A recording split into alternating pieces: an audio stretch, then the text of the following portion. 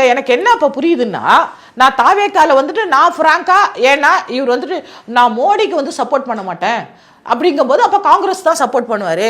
அப்ப நீ நேர்மையான மக்கள் பணி செய்யலாம்னு சொல்லிட்டு தான் நான் வந்து தலைவர்கிட்ட சொல்றேன். யார்கிட்ட? நம்ம செல்வபிறந்தகை தலைவர்கிட்ட சொல்றேன், தலைவர் நான் வந்து தாவேக்க போறேன், நான் வந்து பணி செய்ய போறேன், மக்கள் பணி செய்ய போறேன்.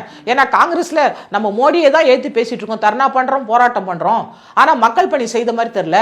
நீங்க டிஎம்கே கூட வந்துட்டு இருக்கிறீங்க, ரெண்டாவது டிஎம்கேவும் கேள்வி கேட்கறது கிடையாது காங்கிரஸ். அப்ப மக்கள் எப்படி வந்துட்டு நம்புவாங்க நம்மள? நம்ம அப்படியே டிஎம்கே கூட தான் அவங்க என்ன சொல்றாங்களோ அதை கேட்டுட்டே நடக்கணும். அந்த மாதிரி தான் இப்போ காங்கிரஸ் போயிட்டு இருக்குது. இப்போ நான் என்ன பண்ணேன், இல்லை நான் தாவேக்கா சேர்ந்து அவரோட நான் பணி செய்கிறேன்.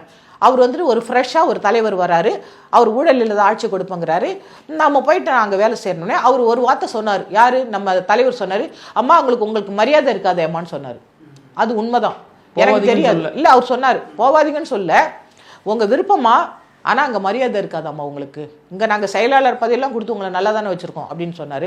இல்லை தலைவரை, நான் கட்சி பணி செய்கிறேன், ஆனால் மக்கள் பணி செய்யலை, அதனால் நிச்சயமாக நான் தாவேக்க போய் மக்கள் பணி, ஃப்ரெஷ்ஷான ஒரு கட்சி, அது வந்து நல்லா இருக்கும்னு நான் போகிறேன்னு சொல்லிட்டு போனேன்.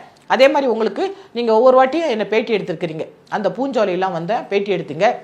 ஆனால் இதில் என்ன பியூட்டி என்னென்னா, நான் வந்து அவரை பற்றி ப்ரைஸ் பண்ணி பேசுகிறேன், ஒரு தலைவர் நல்ல தலைவர் வராருன்னு சொல்லிட்டு. நான் வந்து புஷி ஆனந்த் சாரை போய் பார்க்குறேன், பொதுச் செயலாளர் ஒரு வாட்டி பார்க்குறேன். ஏன்னா அவங்க ப்ரெஸ்ஸு பார்க்க மாட்டாங்க. ஒரு வாட்டி நான் ஃபஸ்ட்டு போனேன், அப்போ வந்துட்டு அந்த விக்கிரவாண்டியிலேருந்து அந்த நிலம் கொடுத்தவங்களுக்கு சாப்பாடு கொடுத்தார்ல, அப்போ விஜய் சார், அப்போ அவர் போகும்போது தான், ஏன்னா அப்பாயின்மெண்ட் யார்கிட்ட வாங்குன்னு தெரில, புஷி ஆனந்த் சார் தான் சொல்கிறாங்க. நான் போனேன், அப்போ ப்ரெஸ் எல்லாம் வந்து என்னை ப்ரெஸ் தான் அவங்களுக்கு அறிமுகப்படுத்துகிறாங்க. மேடம் அனுசூயா மேடம் வாங்கன்னு சொல்லிட்டு ப்ரெஸ் தான் என்ன அறிமுகம். அப்போ புஷி ஆனந்த் சார் வழிகுட்டி அனுப்பிட்டு அப்படி திரும்புகிறாரு விஜய் சாரை. அப்போ நான் வந்து சோ சார், நான் நம்ம கட்சிக்கு வந்திருக்கேன். அப்போ நான் ஆன்லைனில் வந்துட்டு நான் விஜய் கட்சிக்கு வந்துட்டு கார்டு வாங்கிட்டேன். அப்போ வந்துட்டு இவரை பார்க்குறேன், ஒரு 10 நாள் கழிச்சு வாங்கம்மா, இப்போ வந்து எல்லாம் பிஸியாக இருக்கும்னு சொன்னார். சரிங்க சார் அப்படின்னு. அதே மாதிரி 10 நாள் கழிச்சு போய் 3 மணி நேரம் காத்து கிடந்தேன் அந்த பீச்சில். நான் அவரை வந்துட்டான்னு சொல்லிட்டு நான் என்னை போய் பார்க்குறேன், அவரை பார்க்குறேன், வர சொன்னார்.